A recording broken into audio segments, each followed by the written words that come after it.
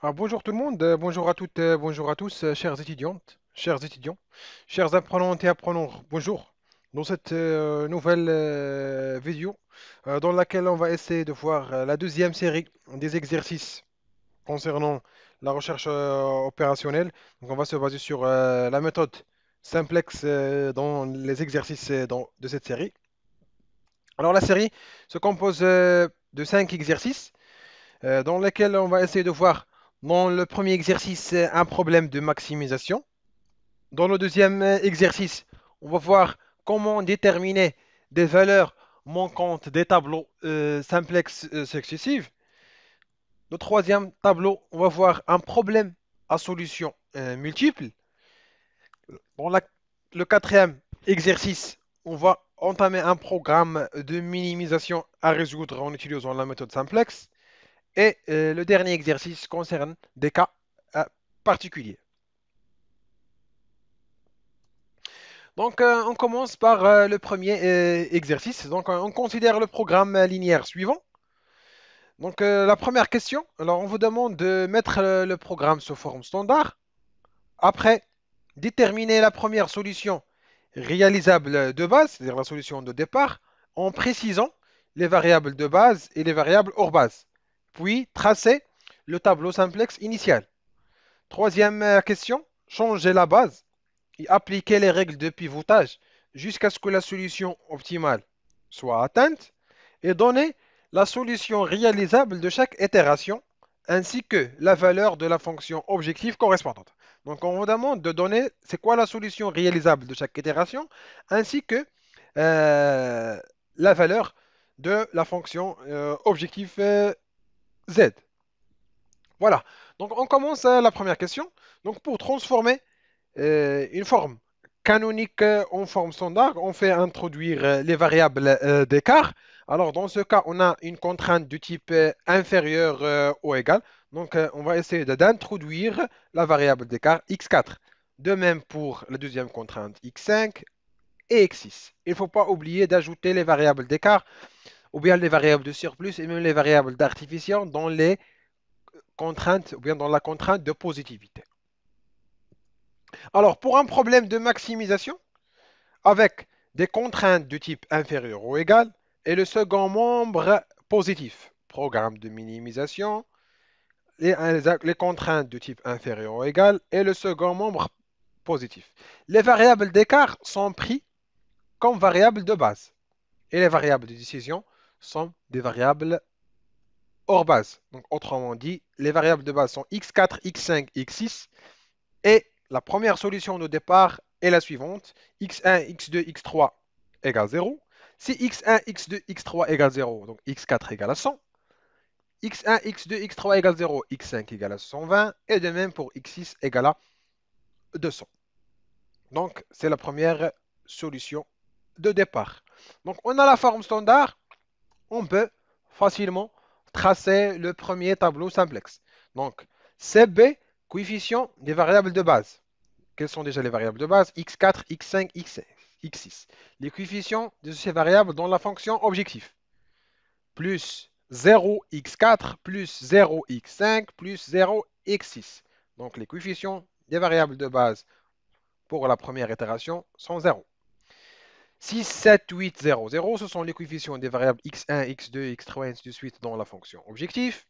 100, 120, 200, c'est le second membre. Ce qui est en orange, c'est la matrice des contraintes. 1, 2, 1, 1. Donc 1, 2, 1, 1. 3, 4, 2. Et ainsi de suite. Après, on calcule ZI.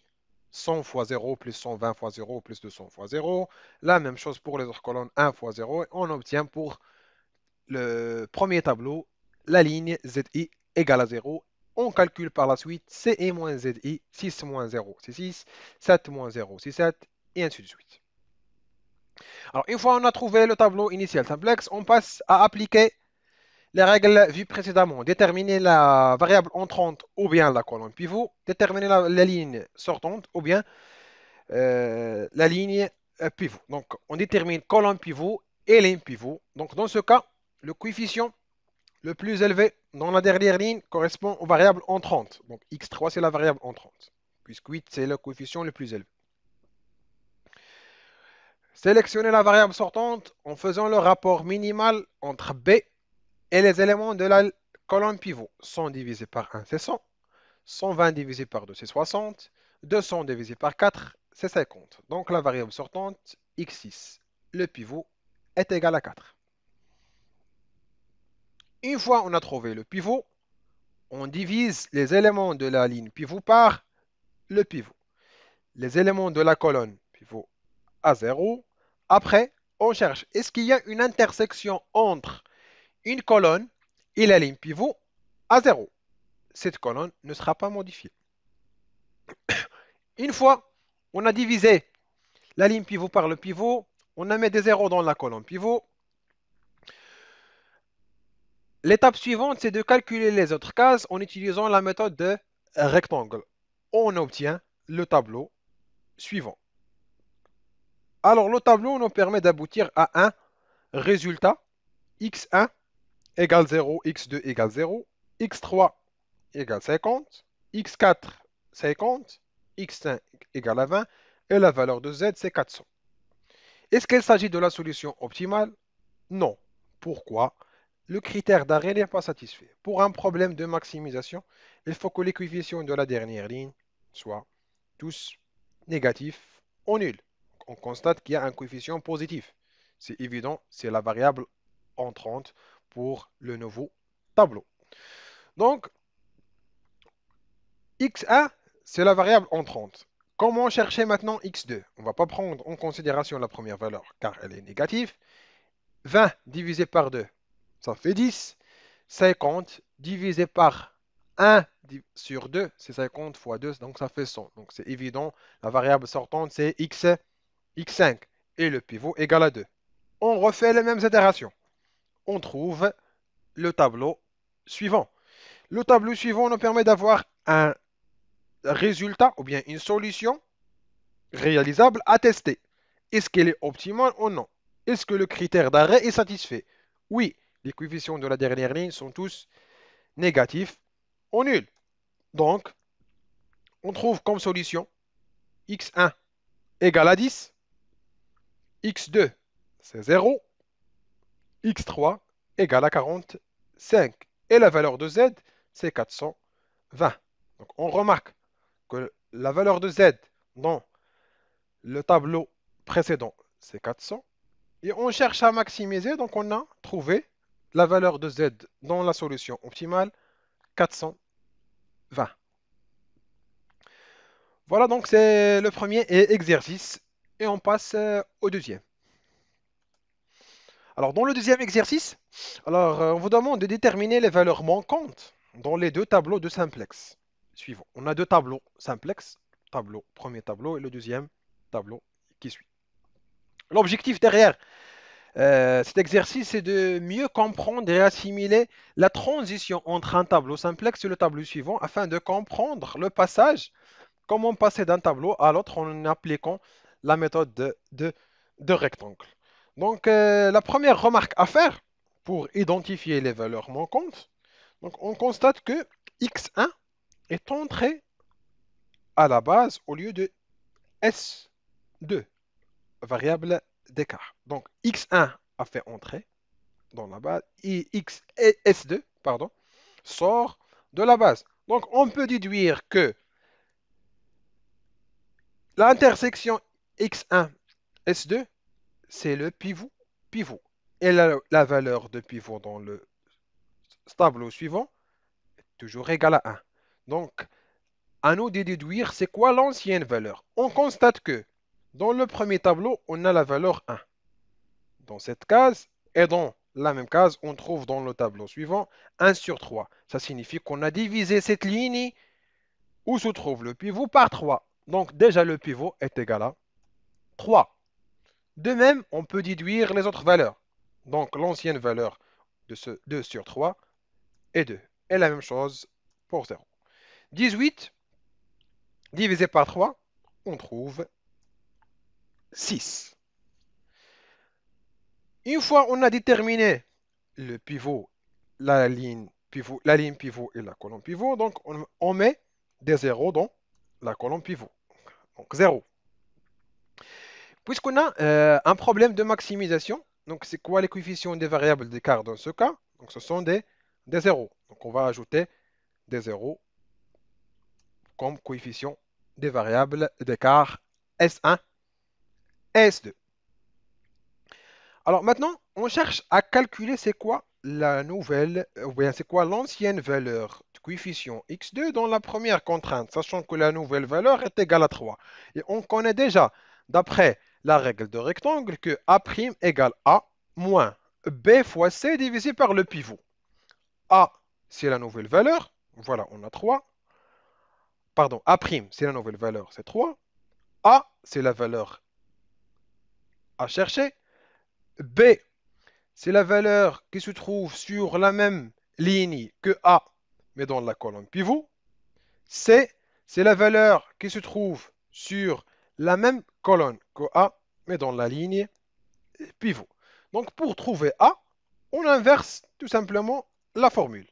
A égale A' plus B fois C divisé par le pivot.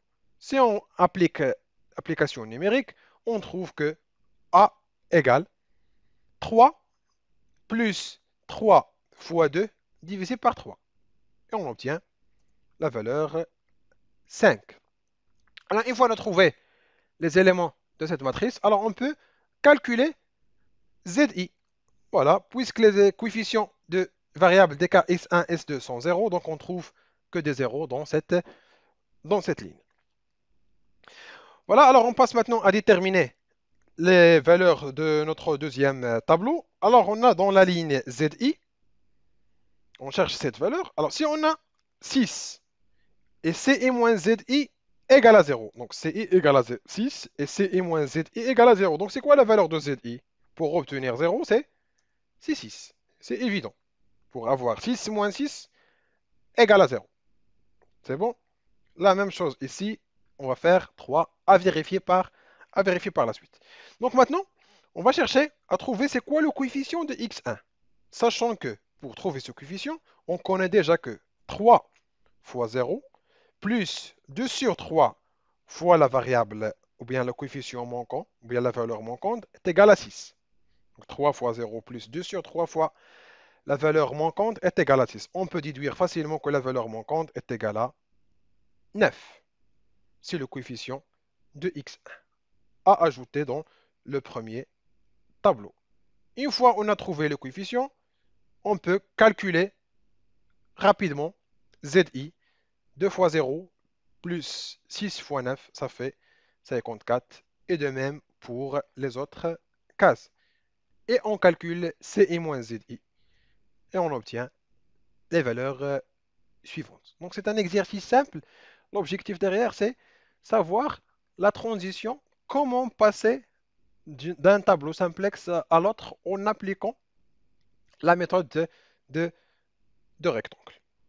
On passe à l'exercice 3. Alors, dans l'exercice 3, on considère le programme linéaire suivant. Maximiser z égale x1 moins x2 sous contrainte. Donc, on vous demande de résoudre le programme par la méthode simplex et déduire la solution optimale S1. Deuxième question, montrer qu'il existe un autre sommet optimal S2 et l'ensemble des solutions optimales est le segment S1, S2. Donc, à titre d'information, c'est le même exercice qu'on a vu dans la vidéo précédente concernant le cas où on a traité un programme linéaire à solution multiple. Donc, le fait de transformer la forme canonique en forme standard, après avoir introduit les variables d'écart, puisqu'on va modifier la première contrainte afin de changer le second membre de la première contrainte qui est négatif. Donc, on va multiplier par moins 1 afin d'obtenir moins 2x1 plus x2 inférieur ou égal à 4. Donc, on introduit la variable d'écart x3. De même pour deuxième contrainte, on introduit la variable d'écart x4 et x5. Donc, on peut trouver le premier tableau simplex initial suivant. On applique les mêmes règles vues précédemment.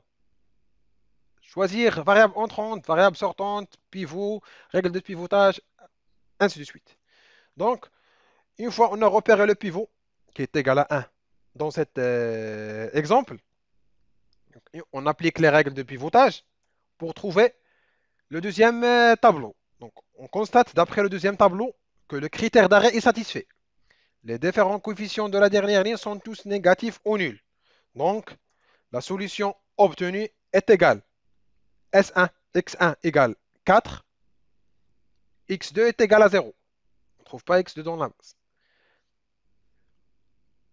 La remarque à faire, c'est que dans la dernière ligne, on trouve la variable X2 qui est hors base égale à 0. Le coefficient de X2 hors base est égal à 0. Alors, cela signifie que on peut faire entrer X2 dans la base pour trouver une nouvelle solution de base optimale, sans que ce changement affecte la valeur de Z. C'est-à-dire on va trouver toujours Z, puisque la dernière ligne contient un 0 dans la colonne pivot.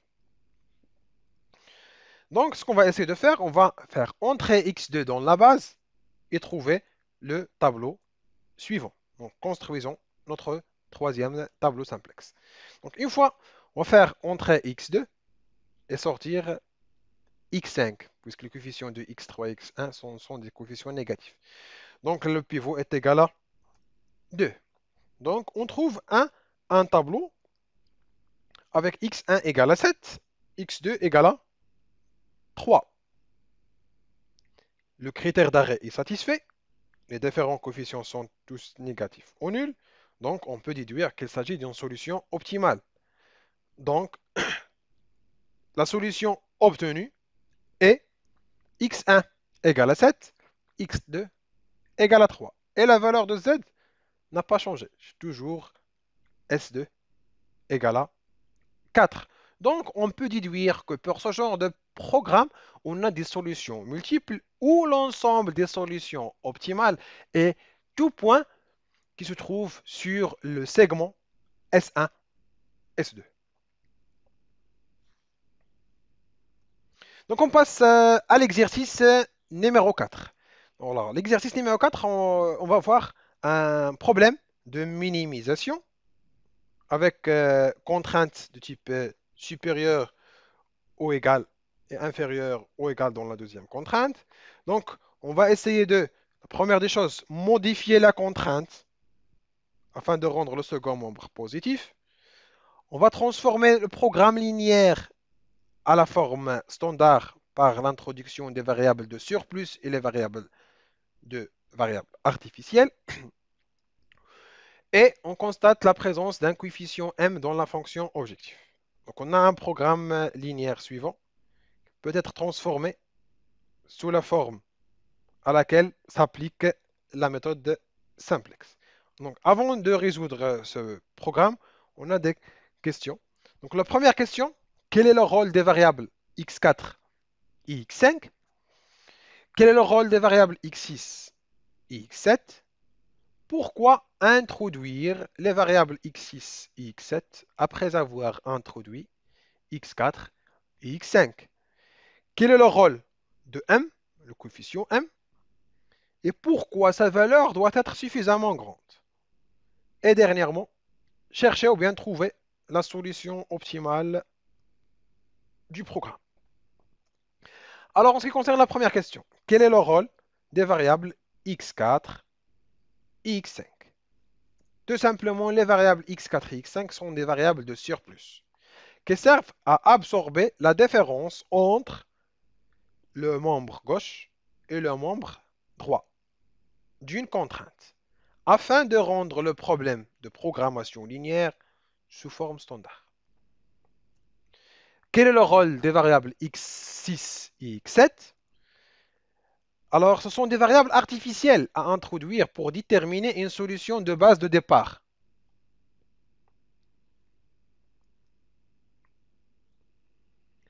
Troisième question.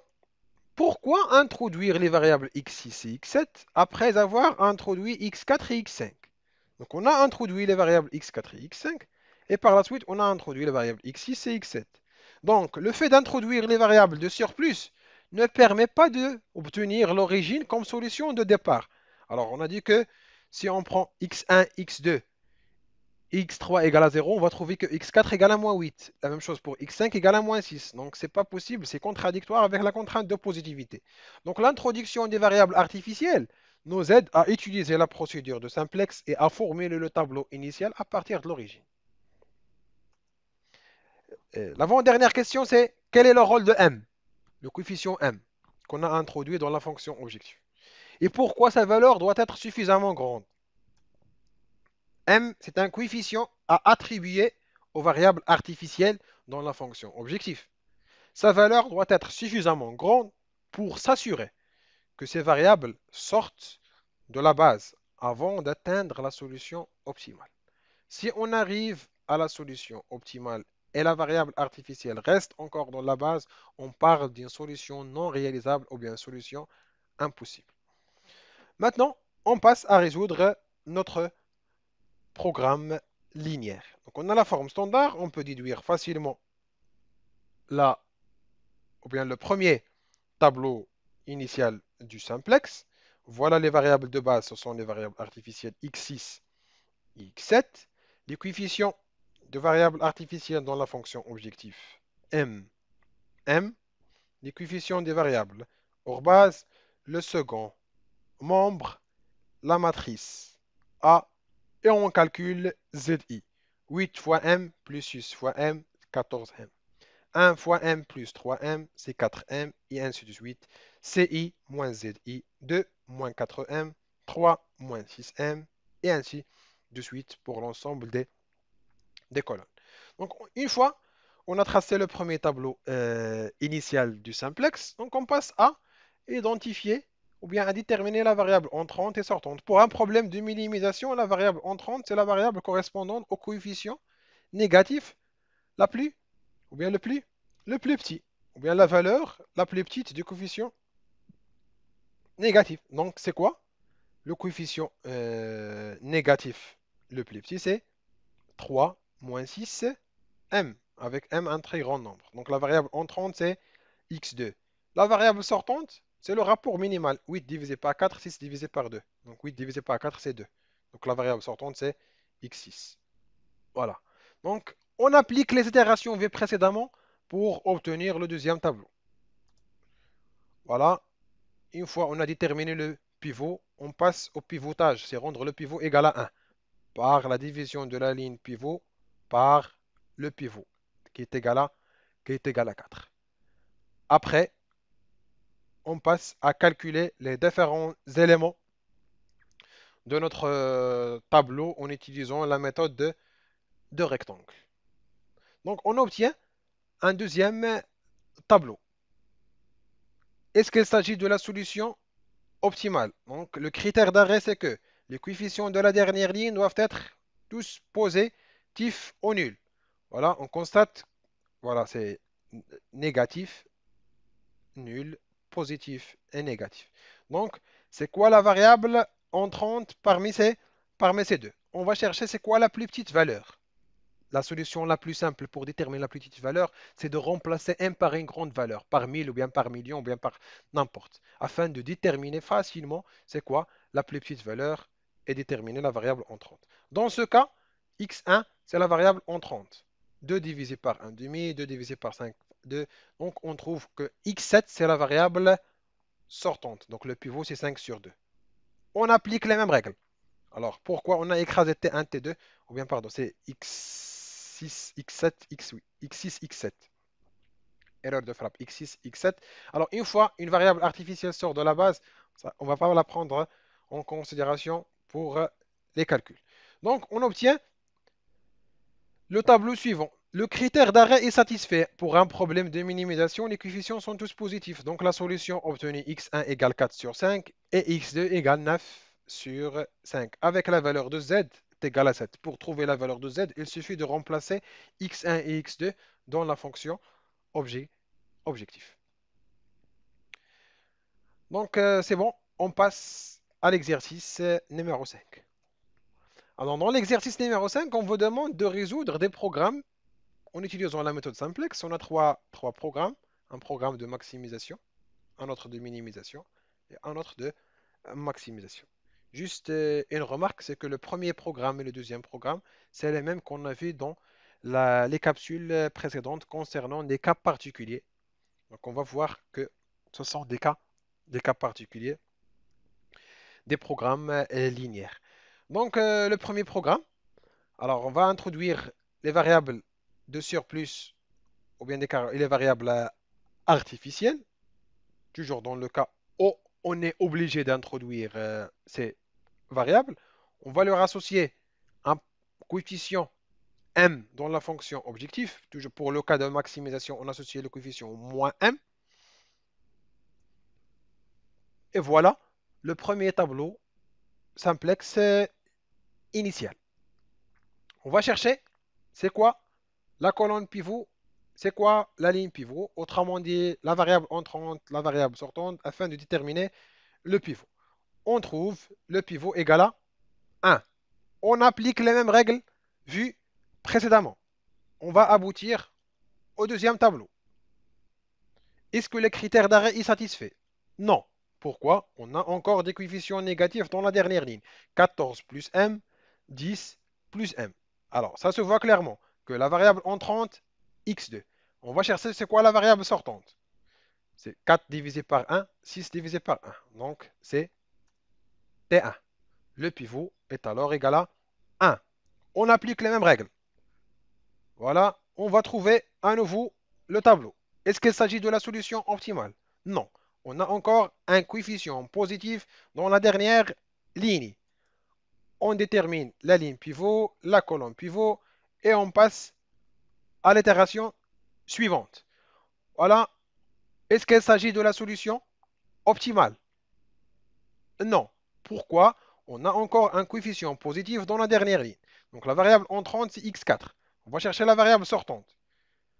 Impossible de trouver la variable sortante. Pourquoi? On a des coefficients négatifs ou nuls. Donc, on ne peut pas déterminer la variable sortante. Dans ce cas, on parle que d'une solution non bornée, ou bien on peut dire que la solution optimale est infinie et la valeur maximum pour ce programme est plus l'infini. Le programme 2, c'est minimiser z égale moins x1 plus x2. Donc, une fois on a transformé programme en forme standard, on trace ou bien le premier tableau initial du simplex. Pour un problème de minimisation, on cherche c'est quoi la plus petite valeur positive dans dernière, dernière ligne. Une fois on a sélectionné la variable entrante et la variable sortante, on applique les mêmes règles. On va aboutir au deuxième tableau. Est-ce qu'il s'agit de la solution optimale? Non, on a encore un coefficient négatif. Car le critère d'arrêt pour un problème de minimisation, il faut que les coefficients de la dernière ligne sont tous posés positifs. Donc on a un coefficient négatif, moins 3m. Donc x1, c'est une variable entrante. C'est quoi la variable sortante? C'est x5. On cherche le rapport minimal. Donc, une fois on a repéré le pivot, on passe à l'itération suivante, pivotage et ainsi de suite. Donc, on trouve à nouveau le tableau simplex suivant. Donc, est-ce qu'il s'agit de la solution optimale? Oui. Pourquoi? Les coefficients de la dernière ligne sont tous positifs, sachant que toujours m c'est un grand nombre. Mais au niveau des variables de base, on trouve toujours la variable artificielle t. Donc, on parle d'une solution non réalisable. Le fait de trouver dans le tableau optimal une variable artificielle dans la base, ça signifie que la solution est impossible ou c'est une solution non qu'on ne peut pas réaliser, non réalisable.